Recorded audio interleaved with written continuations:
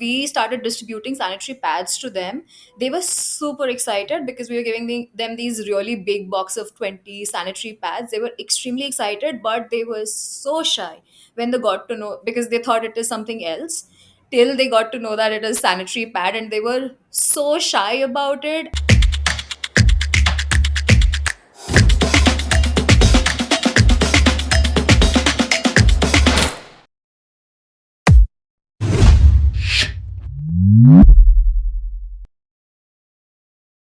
Hey everyone, this is Minesh Jain and welcome back to another episode of Modernizing Biz podcast. So on this show, we have Devi Datta with us. Devi Datta is modernizing the period care. We're gonna help out in modernizing business. It's gonna be a very mind-blowing collaboration. I'm very excited to know the journey of building Lemme Be. Devi Datta is one of the founder at Lemme Be. They are disrupting the women health market in India. Let's hear from Devi Datta how they're building out and when they've started out.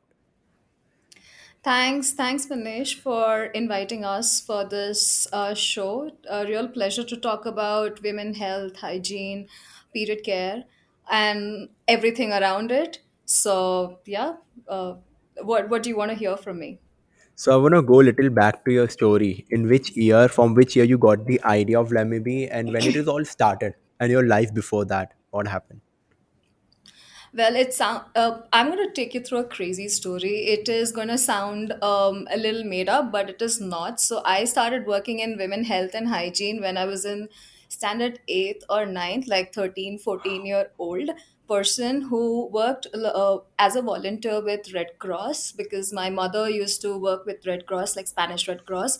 So, in the year 99, there was a cyclone in Odisha. I Hmm. studied in Odisha. So in 1999, there was a super cyclone in Odisha, and a lot of relief work and was done by Red Cross then. And my mom was leading that project, and she pushed us to become a volunteer in Red Cross. So we had to go and distribute sanitary pads and talk to women and children about taking care of their hygiene and health, because a lot of different kind of diseases were happening because of the waterlogging and unsanitary Hmm. condition. So the journey started then, and I don't know how many years, fast forward around 25 years, like 20, 22 years fast forward. In 2017, I started my first period care company called Mirai Me, after doing my engineering in biotechnology, working in a fertility clinic, working in multiple corporates for about 12 years, in sales, telecom, banking, etc., in multiple countries. Came back to India with an idea to start a period care brand, and worked with that brand, run with the brand for 3 years. A little too early for the market, because organic period care, safe period care was not a concept which was prevalent in India in 2016, 2017. Women menstruators were not really thinking about Hmm. focusing or spending money or investing in their period health. Then, of course, COVID hit. People became more focused on healthcare, personal Yeah. hygiene, and health. And we decided that instead of pitching period care to women who have already understood their bodies, we should start looking at really supporting the younger folks, who are younger menstruators, irrespective of their gender, because there are trans folks who menstruate, gender non-binary folks who menstruate, young girls, young teenagers who menstruate, and they really need the support. And we started working towards creating Lemmy Be, where our products are more fun, more SaaS, built for younger bodies. Hmm. So that is how Lemmy Be started. So in at the age of 13 then you're working as a volunteering. So I know I'm very want to know about that part of your life, right?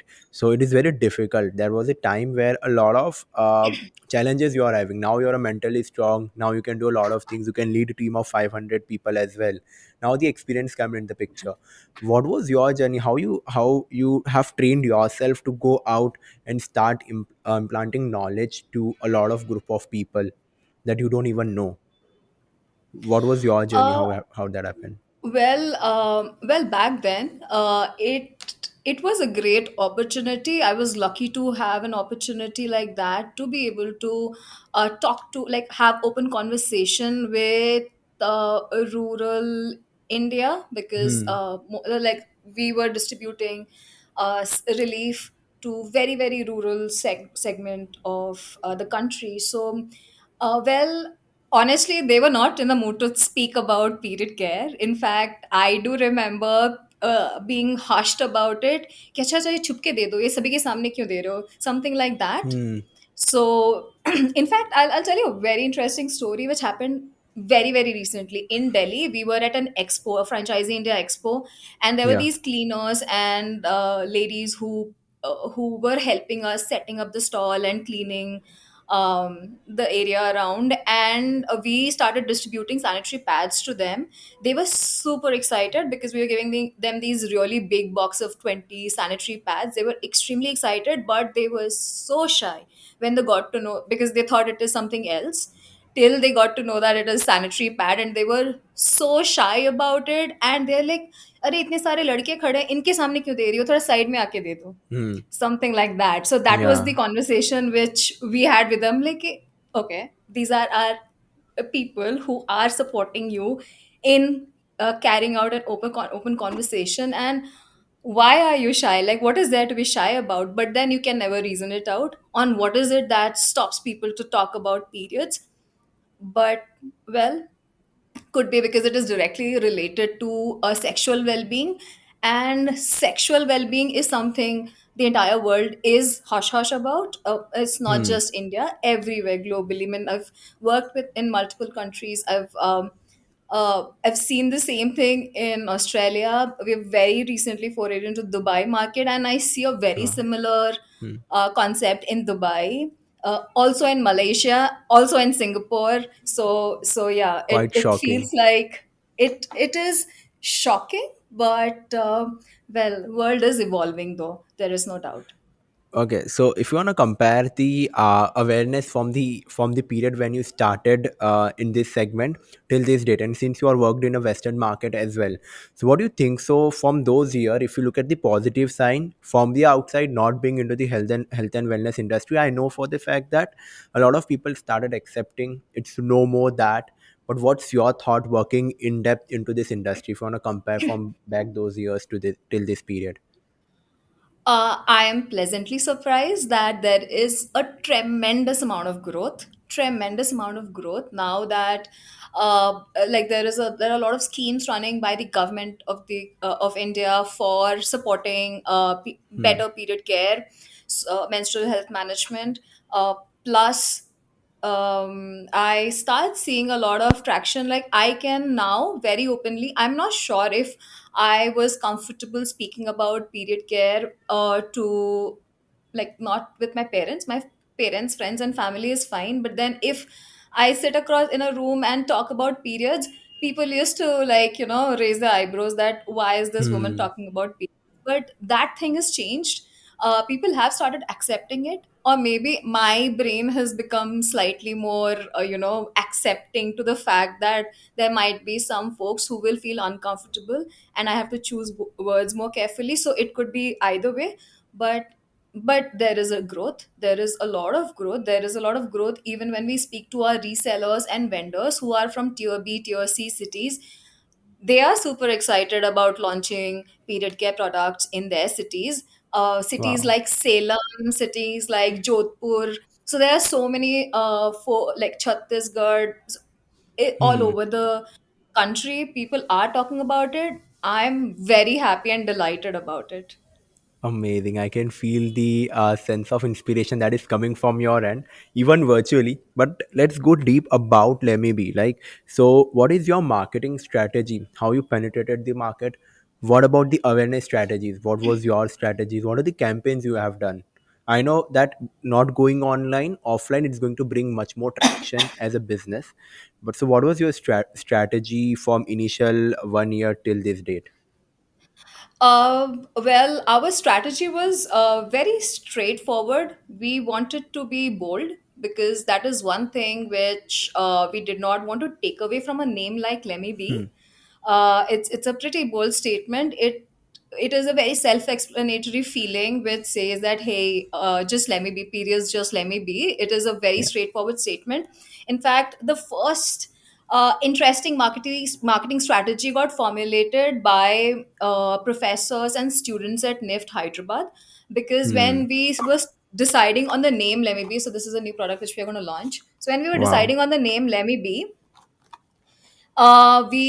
we were doing some research on what a brand should be called, where there is so much of stigma, so much of taboo, so much of hush hush. Also, there's so much of clutter because there are a lot of blues and greens and whites out there. How do we stand out? So they came up with a name. Like we did a competition in NIFT Hyderabad, and they came up with the name Lemmy B. So it is Wow. absolutely their concept. And also we also did another competition in NIFT Hyderabad, where we created multiple range of packaging design like plan, and we run it past them, and we the one which got accepted was rainbow colors, because the idea is that the brand Let Me Be is a inclusive brand. So being inclusive means we want to incorporate a need for every menstruator. Like they should feel like every menstruator out there, be it a petite girl, or be it a oversized person, or be it a non-binary trans Hmm. folk, anybody or somebody, a woman going through menopause, or a woman after a childbirth. There are Hmm. so many such scenarios. We are trying to cover each and every scenario. We are trying to cover each and every pain point, each and every problem statement. There are like these micro problem statement. Nothing is like out of the box, out of the world, but we are trying to solve these micro problem statement, and that is what has created our entire marketing strategy. So based on simple user journeys, based on simple pain points, um, we created this structure where we are sass, a lot of boldness, lot of bright colors, lot of inclusive conversation, lot of open conversation, because absolutely say no to hush hush. And so yeah, and one of our campaign which stood out was a my period story, and Hmm. this campaign showed real blood. So we chose five different um, models from five different backgrounds, from five different orientation, and we ask them to project what they feel about themselves during their period. So someone was more into, taking care of their body and self care. Hmm. Someone is like, I want to work out during period, and I want to, run and get rid of this extra bulge which I feel during my period. Someone is like, one of them, she is like, I just sleep during my period. So Yeah. we use their journeys and created this my period story, where some one of the school girl there, she expressed like her character was about how she feels this real uncomfortable feeling when she's on a periods and in school. Yeah. So this was, of course, it was like a representation of their stories, but it was a great one of it kind my period story, where we showed real blood and some real women. Wow, amazing! And I know for the fact that I've heard about that campaign, and even I have seen that, and that's why once you're talking about, I recalled everything. Now the product, like this in a country like India, it was highly like there was a huge need about this product, right?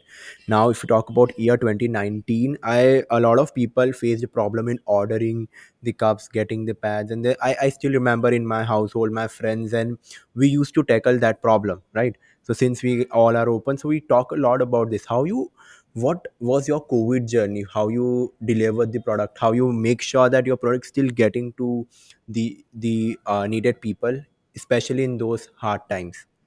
What was strategy? uh, COVID was definitely a game changer, because D2C became more convenient, and so many like our partners, Prozo, for our supply chain, like all these distribution network became more robust, and Hmm. people understood, like all the supply chain and distribution, even brands, logistic brands, they understood the need of delivering product to a customer's doorstep. And even the customers understood the importance of ordering online. But saying that, the first time the shipment arrived in Hyderabad, um, our warehouse guys, they backed out.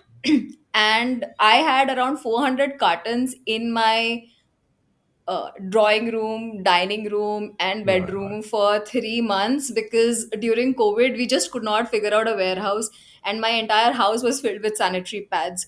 So yeah, that was a very interesting COVID journey. But saying that, yeah, I guess all these logistic partners have figured out on streamlining processes, and even we are trying our best to figure out ways to engage with our audience and provide them the best Hmm. product and the best services.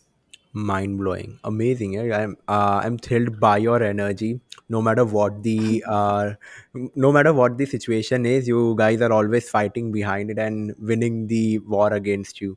Now in 2019, if we look at the D2C happened, right? Before that, there was not a term D2C existed. So, what do you think? So, according to me, the health and wellness industry itself in India is very underrated, and there's much more scope around it. They like a scope for new products to emerge in. So, what are your thoughts around it if you compare it from a Western part and India? So, what is the difference currently in India, and what are the scope that we have if new for new brands for new products in this category? Very interesting question and very relevant question, Manish. The fact, I mean, it might sound a little rude, but the fact remains unchanged that Indian menstruators don't spend more than 200 to 300 rupees on their periods in each month. They don't want to Wow. spend. They believe that ये वाला waste है पैसा. It is not true, because our periods are related to our sexual wellness, mental health, and physical wellness. And say, if you look at the reports of Australia, each menstruator in Australia spends about 10 to 15 Aussie dollars, 1 to 50 rupees. In Singapore, they spend about 7 to 10 Singaporean dollars, 150 rupees again. And in Europe, they spend about 15 euros, and in US, about $10. So India is spending one third of what the global market is spending on period care each month.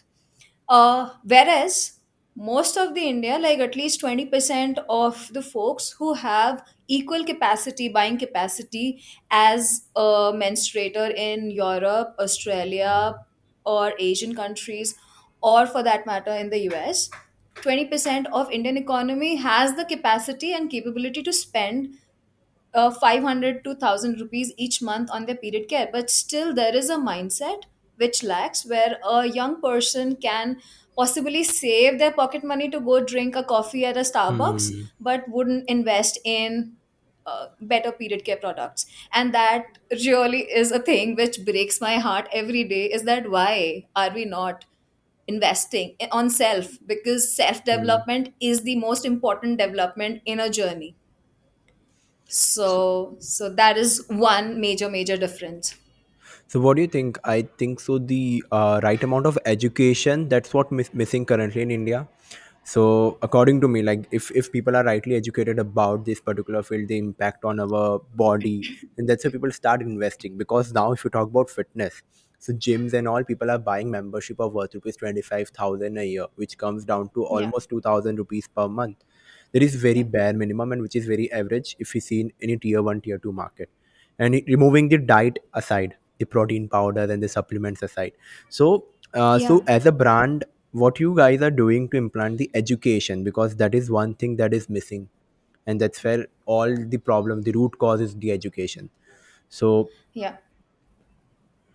So we are doing a lot of things, not just to educate, but to grow with our audience, with the menstruators in the country. So we have a community outreach team of about 30 plus interns wow. who write on Reddit, Quora, Twitter, LinkedIn, Insta, I mean, everywhere, all over the place, Pinterest. So, whichever platform you can imagine, we are Hmm. present in those platforms trying to create our subgroups, sub channels, sub communities while we are talking about period health, mental health, overall wellness, and the products, and how we should transition, how we can transition. So all these conversations are happening through all the channels which we have now. Like if we look at our entire community, is a great community of 1 lakh plus folks. And plus our marketing team, like we've got two Instagram handle. One is Lemme Be official, one is just Lemme Be. These are our two Instagram Wow. handle. One handle is about open conversation and period related issues. Just Let Me Be is a community channel, and Let Me Be Official, of course, is a product channel where we talk about the product and how this product can possibly help our menstruators. So yeah, we are putting in a lot of effort to have this open conversation. The scope is limited at times, a lot of restriction from social media, but still we are trying our best. So if you want to highlight the restrictions of social media, I'm very excited about that because but in India there's a lot of restriction if you come about all the topics, right? Everything is getting banned. If you talk about the accounts are getting restricted, the posts are getting deleted, YouTube videos are getting delisted. If you talk about that, Yeah. right? So what are the restrictions in social media marketing you're facing? If you want to highlight one case study. Well, no, I mean, there is always a way out of these restrictions. We are trying them out. But yeah, like words like say a word like sex, or a word Hmm. like so yeah, there are a lot of words which get restricted, and we try not to, like we figure out alternate words for them, alternate content Hmm. around period health, because period health is related to sexual wellness, a lot of it. One of our product is a disc.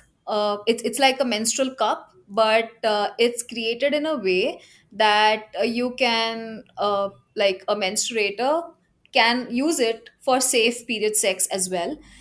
Hmm. And it's very difficult to actually talk about that product on any platform, and we get restricted because we cannot really highlight the key USP of that product, which is period Okay. sex, like literally the reason why the product exists. But we are not able to speak about it, so yeah, there are restrictions. So now what do you feel? So what's 2024, 2023 year look like for Lemmy B upcoming? If you want to highlight some problems and products that you feel so have a good potential and you have the mind to launch about that, if you can highlight. uh Yeah, so 2023, I mean, is going to be a fabulous year. We believe that we will achieve product market fit in Dubai and Australia. We've just started like 4 or 5 months back with Dubai, and we see great traction in Dubai. And we will also be present in a UK by then, and we will receive our FD approvals for the US market. So Um. I see a great journey, global journey for Lemme Be in the next 2 years. But for this year, like for this month, we are launching these heat patches. Okay. For it Wow. can be used for anything. These heat patches can be used for period cramps, can be used for back pains, can be used for like shoulder, neck pain during periods, or like they are unisex, so can be used by anybody. But yeah, Again, much for needed one. yeah, you have a back pain already.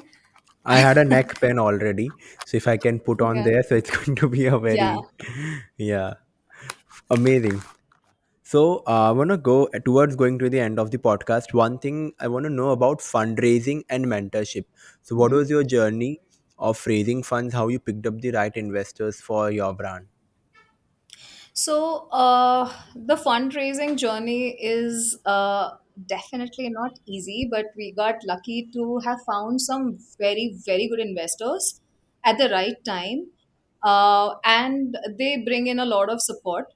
Very recently, I came across this article which says if 1 out of 100, like men, Hmm. when they go and pitch, 1 out of 100 pitches get selected. uh, for women founders, 1 out of 1,300 pitches get selected. So I feel extremely lucky to know that we got picked, and especially period care, which is not very close to heart to a lot of investors. They don't experience it. Hmm. So I don't know what is their understanding of the need of the products. But saying that, we received our first round, which is the seed round at the ideation stage, like angel round at the ideation stage from NTLVentures. And from family and friends. So we raised about 1 crore rupees in our seed round. And then it was topped up with another crore and a half by founder of Six Sense, Mr. Nikhil Vora. Hmm. He was a great add-on. And then we picked up some institutional fund for our pre-series A. So we closed about 5 crore of seed round, and then we closed a 13.5 crore of pre-series A from our lead investors were Wami Capital, which is a family Hmm. office of Transworld Global Dubai, and Multiply Ventures. They are based in Bangalore. Again, these folks like Multiply Ventures come with a lot of e-commerce experience. Founders of ex-founders of Myntra and Flipkart, Alibaba, and Wami gave us a inroad to Dubai market, which is great.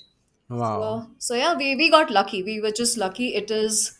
Um, I mean, I guess things just worked out. It is not easy to raise funds, especially during the funding winter, which we see right now. Hmm. So now, right now, the funding is very hot topic to talk around. So, what is your advice? Since you said that we got lucky enough to get funded by good investors who provided you mentorship and support beyond the funds, right? Yeah. So, what's your advice to the young startup owners, just like you, disrupting an industry and getting out for the funding? Hmm. So there are a lot of funds there for the right pitch. There is always funds available. Uh, you have to build network. There is a lot of hard work which goes into raising funds. It is, I think, one of, if not the most toughest job, it is one of the most toughest job. And if you believe that you have hit the right TG, right product market fit, and you I mean, you have to have the conviction and belief first. So if you have that Hmm. conviction and belief, go for it. Don't get disappointed on rejections, because rejections will be plenty. But that's the part of the game. That is the journey you have chosen. If you have decided to become a founder, believe that rejection is going to be the key. Your key competency is to accept rejection and move on, and retry again tomorrow. So there is no ending to it. Yeah. What's the thought of keeping your balance sheet neat and clean? Because I Very think that is important. one of the core thing. Yeah, absolutely. Very, very important. And especially since we are in a very, very young stage, it's just been 2 years. We are trying our best to keep everything in check so that we don't face audit issues in the later round. We've just started the journey. We've just begun. So abhi to sab kuch bahut clean hai. Or later stages also, we would like to keep everything in check. For sure. That's Um, priority. Amazing. Thanks a lot, Devdatta, on being on Modernizing Biz podcast. So it was lovely talking to you. And I can Same here. feel the energy. I wish you all the best for Lemme Be and the potential more product that is here. And it was nice conversating with you at the end. Thank you. Same here. Same here. Lovely chatting with you. Thanks for some amazing questions.